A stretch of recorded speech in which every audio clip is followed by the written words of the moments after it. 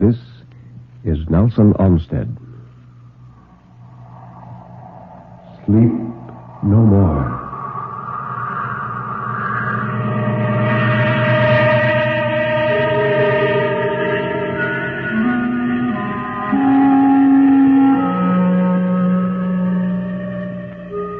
Sleep no more. Turn down the lights. Sink back in your chair and don't look into the shadows. In the shadows, there may be moving things. Tonight, it may be you will sleep no more.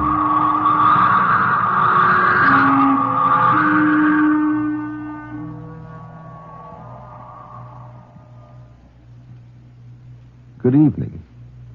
This is Ben Grauer introducing tonight's Tale of Terror, told by Nelson Olmsted on the National Broadcasting Company's presentation of Sleep No More. The story of terror can be as simple as a sheeted ghost rattling chains. It can be a complex and hidden world of horror, lurking in such unholy dimensions as only the dead and the moonstruck can glimpse.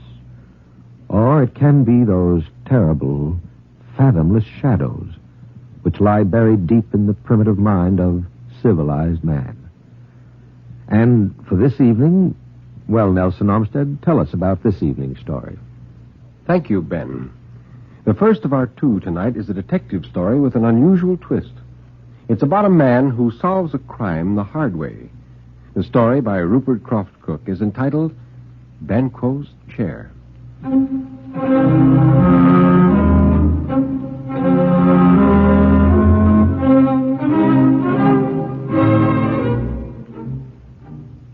Sir William Brent was a man whom I respected for the wholeheartedness with which for 30 years he had applied himself to the one form of research in which he was interested.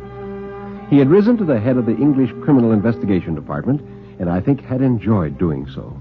In his quiet, pipe-smoking way, he had considered the innumerable problems which his work had presented to him, and although with no very spectacular performances, he had succeeded in a vast proportion of the cases on which he worked.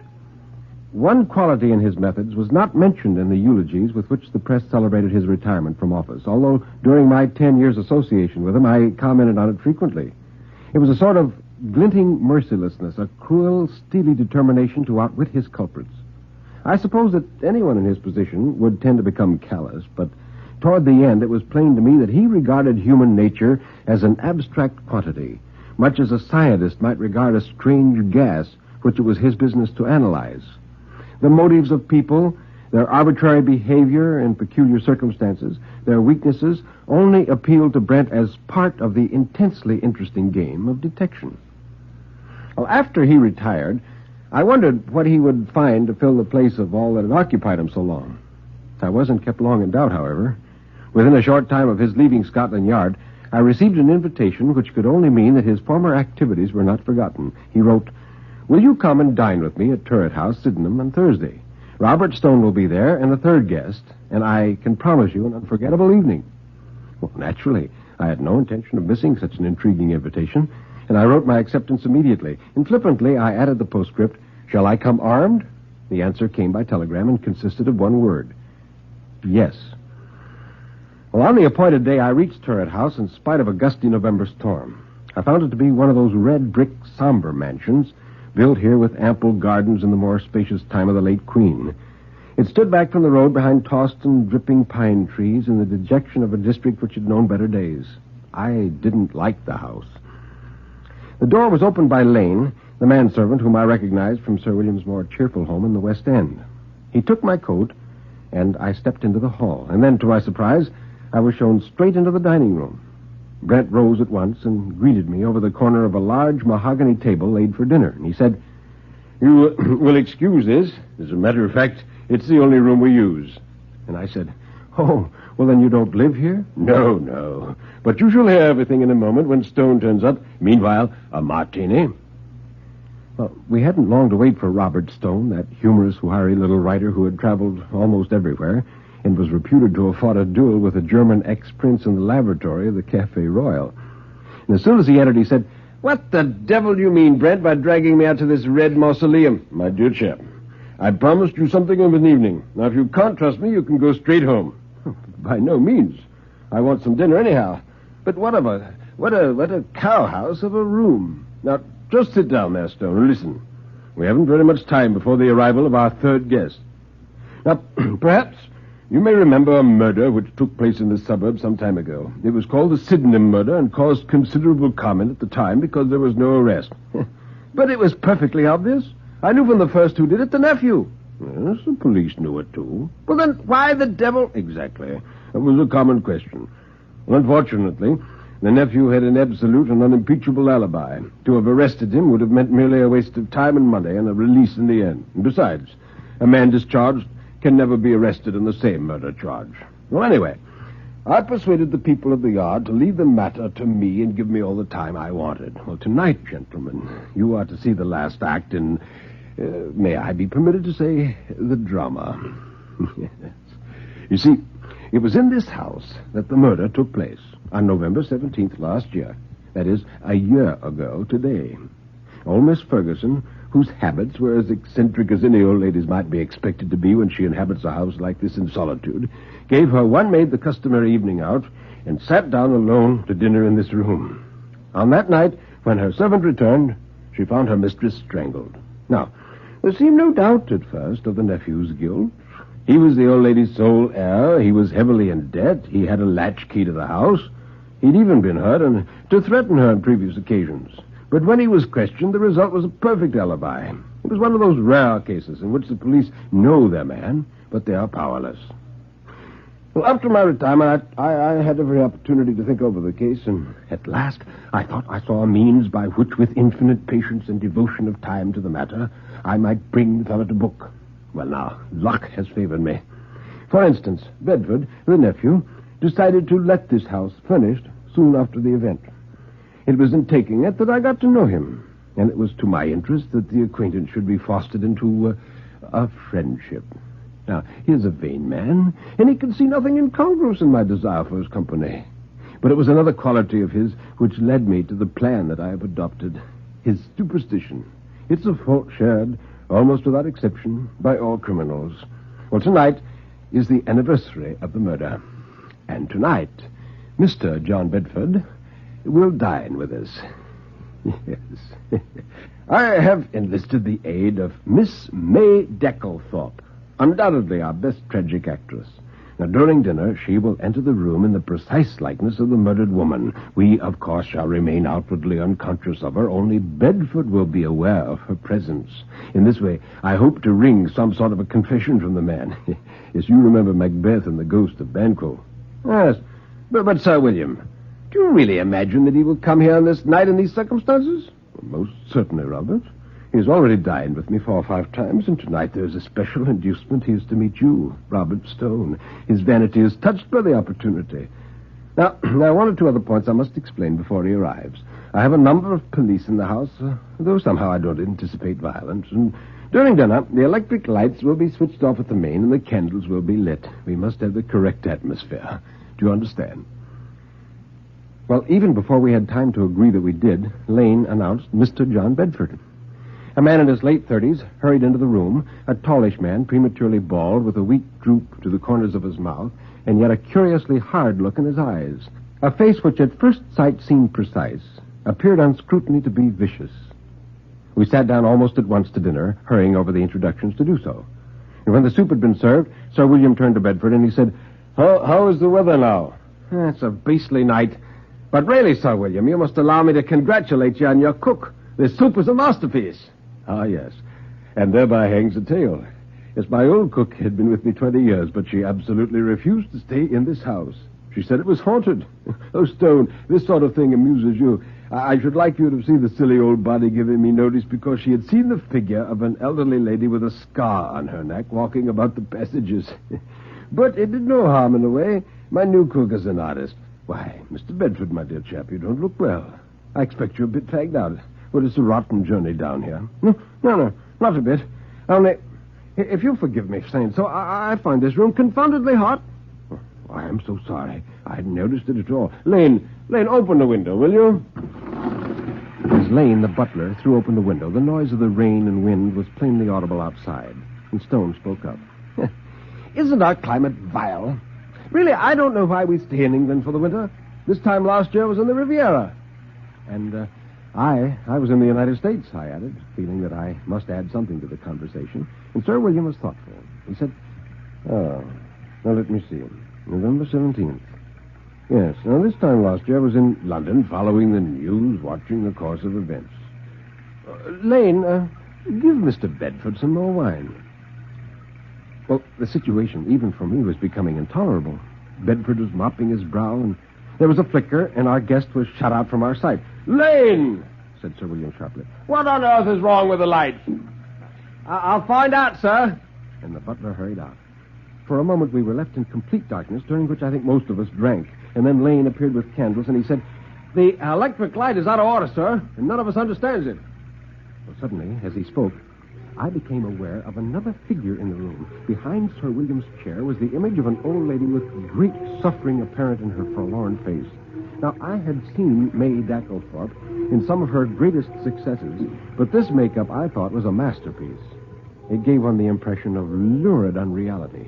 Why, I scarcely dared look at the man opposite me to see what impression the figure had made in his already distraught mind, but apparently he hadn't seen it. I turned to the food on my plate, and as I did so, I heard a low cry from Bedford. Sir William smiled, and he said, Why, what's the matter, my dear chap? Nothing. No, nothing. No, I wish we could have some light, Sir William. Half darkness invariably gets on my nerves. I can't say how sorry I am that this should have happened, but no doubt Lane won't be long in setting the lights right. Meanwhile, another glass of champagne. Thanks. Thanks. He drank hurriedly, and then, setting down his glass with a crash, he burst out, Don't any of you say anything! You must! You must! What, my dear Bedford, you're unwell. Sit down. Is there anything I can do for you? It was painful to watch the effort Bedford took to get a grip on himself. I'm well enough, thanks. And I saw that his eyes were half closed, and he was trying to rivet them on his plate. The strain was affecting us all. Conversation had dropped entirely, and then, very slowly, the woman, whom we couldn't watch, except secretly, began to move toward him. That was too much. He became pitiably hysterical. He tried to rise from his seat, and he shouted, Let me by! Out of my way! I'll do it again! I'll do it again! Let me get by! I'll murder you again, you witch! I did it once, and I'll do it again if you don't get out of my way! It was over. 2 police officials were in the room at once, and Sir William said, I think you can arrest that man. You've heard his confession. Bedford had sunk limply into his chair and was sobbing dementedly. The police almost lifted him from it as they handcuffed him, but he said nothing more as they led him from the room. I don't think he yet realized what had happened. And Stone was the first to break the silence. He said, you satisfied? Oh, quite. It's been a long job. It has ended as I knew it would. I'm most grateful to both of you. Now, we'll continue our interrupted dinner. Well, I thought it was a pretty grim affair. Your third-degree methods repel me, Sir William, but I suppose you know your job. Certainly May Dacklethorpe did. Her acting was superb, and her makeup was incredibly good. Yes. Yes, we must congratulate her. I wonder where she's gone. Upstairs, perhaps. I had a room arranged for her. Lane. Sir? Just see where Miss Dacklethorpe is. Yes, sir. Thank you. And Lane left the room. He returned almost immediately. I've questioned the police at the door, sir, but they know only of the arrival of Mr. Stone and your friend. No lady has entered the house, but this telegram arrived for you, sir. Brent tore open the envelope, and after a pause, he said, Good Lord. Listen to this. Extremely sorry. Severe influenza, quite unable to leave bed. And it's signed, May Dacklethorpe.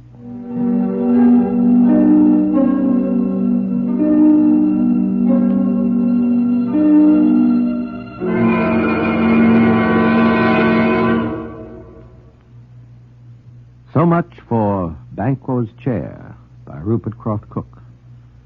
Now, Mr. Olmsted, what's the second story on tonight's agenda? The second story, Ben, is quite different. It was written by one of the all-time greats in the field of the short story, Guy de Maupassant. This is the story of a man whose moral fiber wasn't strong enough to sustain him in a crisis, and it's called The Coward.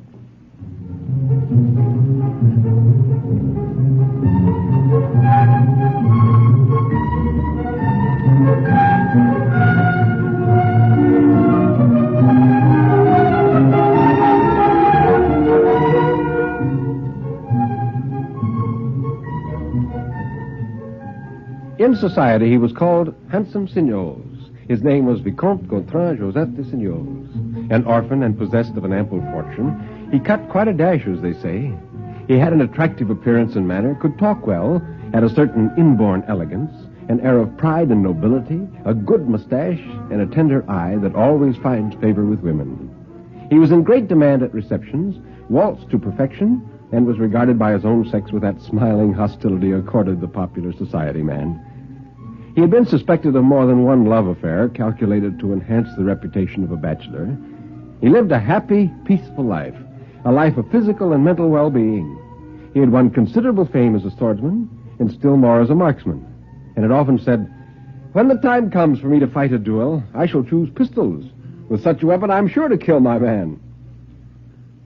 Well, one evening, having accompanied two women friends with their husbands to the theater, he invited them to take some ice cream at Tortoni's after the performance. They'd been seated a few minutes in the restaurant when Signors noticed that a man was staring persistently at one of the ladies. She seemed annoyed and lowered her eyes. The Vicomte abruptly left his seat. He couldn't allow this insolent fellow to spoil an ice for a guest of his. It was for him to take cognizance of the offense, since it was through him that his friends had come to the restaurant.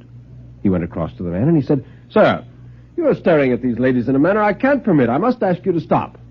And the other replied, "Let me alone, will you?" "Take care, sir. You will force me to extreme measures." The man replied with a single word, a foul word which could be heard from one end of the restaurant to the other, and which startled everyone there. There was a dead silence. Then suddenly a sharp, crisp sound. The Vicomte had slapped his adversary's face. Everybody rose to interfere. Cards were exchanged.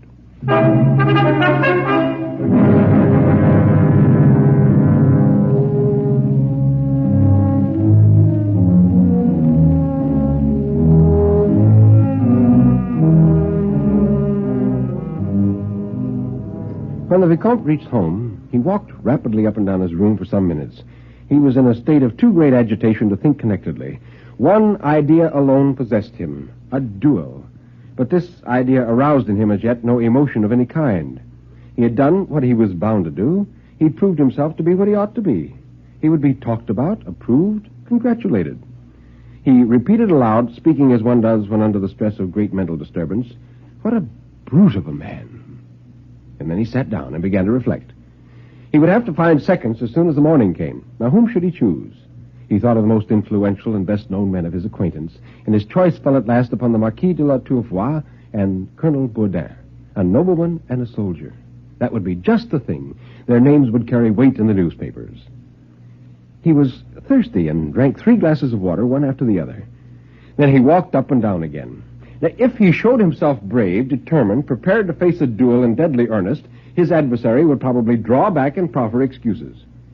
He picked up the card he had taken from his pocket and thrown on the table. He read it again, as he had already read it, first at a glance in the restaurant, and afterwards on the way home in the light of every gas lamp. Georges Lamille, 51 Rue Moncey. That was all. And the Vicomte once more repeated aloud, "What a brute." So, he would have to fight. Should he choose swords or pistols? For he considered himself as the insulted party. With the sword, he would risk less, but with the pistol, there was some chance of his adversary backing out. A duel with swords is rarely fatal, since mutual prudence prevents the combatants from fighting close enough to each other for a point to enter very deeply. With pistols, he would seriously risk his life, but on the other hand, he might come out of the affair with flying colors and without a duel after all. And he said, "I must be firm. The fellow will be afraid." The sound of his own voice startled him, and he looked nervously around the room. He felt unstrung.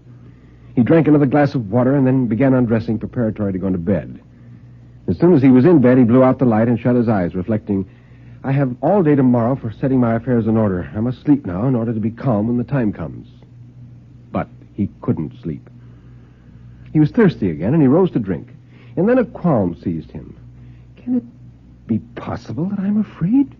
Well, no, indeed, he couldn't be afraid, since he was resolved to proceed to the last extremity, since he was irrevocably determined to fight without flinching. And yet he was so perturbed in mind and body that he asked himself, is it possible to be afraid in spite of oneself? And this doubt, this fearful question, took possession of him. If an irresistible power, stronger than his own will, were to quell his courage, what would happen? He would certainly go to the appointed place. His will would force him that far. But supposing when there, he were to tremble or faint. And he thought of his social standing, his reputation, his name. Suddenly, he could see himself distinctly lying on his back on the couch he had just left. He had the hollow face and limp hands of death. He made a fire. His hands quivered nervously as they touched the various objects. His head grew dizzy, his thoughts confused, disjointed, painful. A numbness seized his spirit as if he'd been drinking. And all the time he kept on saying, "What shall I do? What will become of me?" His whole body trembled spasmodically. He rose, and going to the window, drew back the curtains. The day, a summer day, was breaking. Oh, what a fool he was to let himself succumb to fear before anything was decided, before his seconds had interviewed those of Georges Lamille, before he even knew whether he would have to fight or not. He bathed and dressed and left the house with a firm step. He repeated as he went, "I must be firm, very firm. I must show that I am not afraid."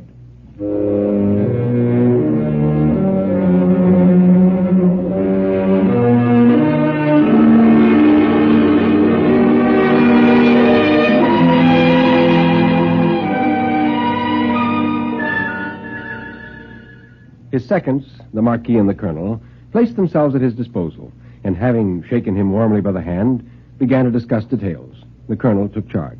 "You want a serious duel?" "Yes, it's quite serious." "You insist on pistols?" "Yes." Do you leave all the other arrangements in our hands?" 20 paces at a given signal. The arm to be raised and not lowered, the shots to be exchanged until one or the other is seriously wounded." "Excellent conditions. You are a good shot. All the chances are in your favor." And they parted. The Vicomte returned home to wait for them. His agitation, only temporarily allayed, now increased momentarily. He felt in arms, legs, and chest a sort of trembling, a continuous vibration. He could not stay still, either sitting or standing. His mouth was parched, and he made every now and then a clicking movement of the tongue as if to detach it from his palate. He attempted to take lunch, but he couldn't eat. Then it occurred to him to seek courage and drink, and he sent for a decanter of rum, of which he swallowed, one after another, 6 small glasses. A burning warmth was followed by a deadening of the mental faculties. But at the end of an hour, he had emptied the decanter, and his agitation was worse than ever. A mad longing possessed him to throw himself on the ground, to bite, to scream. A ring at the bell so unnerved him that he hadn't the strength to rise to receive his seconds. He dared not even speak to them, wish them good day, or utter a single word, lest his changed voice should betray him. The Colonel said to him, "My dear fellow, all is arranged as you wished. Your adversary claimed at first the privileges of the offended party, but he yielded almost at once and accepted your conditions. His seconds are 2 military men." Thank you. "You're all right? You're quite calm?" "Perfectly calm. Thank you." The 2 men withdrew. When he was once more alone, he felt as though he should go mad. His servant, having lighted the lamps, he sat down at his table to write some letters. And when he had traced at the top of a sheet of paper the words, "This is my last will and testament," he started from his seat, feeling himself incapable of connected thought, of decision in regard to anything. So, he was going to fight. He could no longer avoid it. Then, what possessed him? He wished to fight. He was fully determined to fight, and yet, in spite of all his mental effort, in spite of the exertion of all his willpower, he felt that he couldn't even preserve the strength necessary to carry him through the ordeal. He tried to conjure up a picture of the duel, his own attitude and that of his enemy. And every now and then his teeth chattered audibly. He opened a case of Festine Renettes, which stood on a small table, and took from it a pistol. Next, he stood in the correct attitude for firing and raised his arm. But he was trembling from head to foot, and the weapon shook in his grasp. He looked at the weapon, and raising the hammer, saw the glitter of the priming below it. The pistol had been left loaded by some chance, some oversight, and the discovery pleased him. He didn't know why. If he didn't maintain in presence of his opponent the steadfast bearing which was so necessary to his honor, he would be ruined forever. He would be branded, stigmatized as a coward, hounded out of society. And he knew that he couldn't maintain that calm, unmoved demeanor. And then He did the thing that was to brand him forever with the name he feared, the ultimate act of cowardice. Opening his mouth wide, he suddenly plunged the barrel of the pistol as far back as his throat and pressed the trigger. When the valet, alarmed at the report, rushed into the room, he found his master lying dead upon his back. A spurt of blood had splashed the white paper on the table and had made a great crimson stain beneath the words, "This is my last will and testament."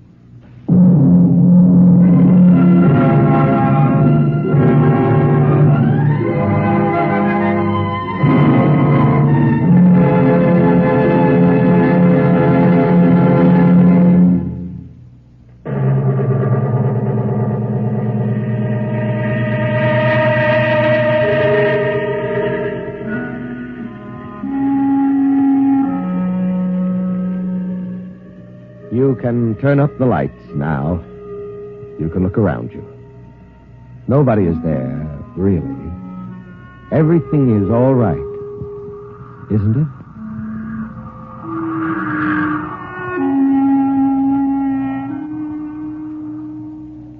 Step over here, Nelson Armstead, and tell us about next week's story.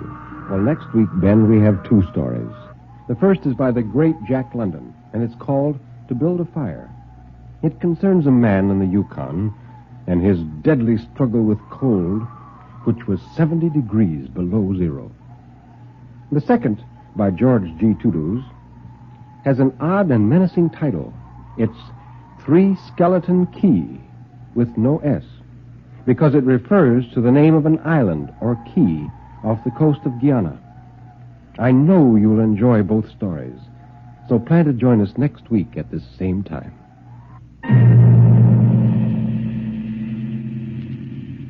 You have been listening to Sleep No More, an NBC Radio Network production directed by Daniel Sutter. Mr. Armstead records exclusively for Vanguard Records. Until next week, when Nelson Armstead will again be here in person, this is Ben Grauer saying good night.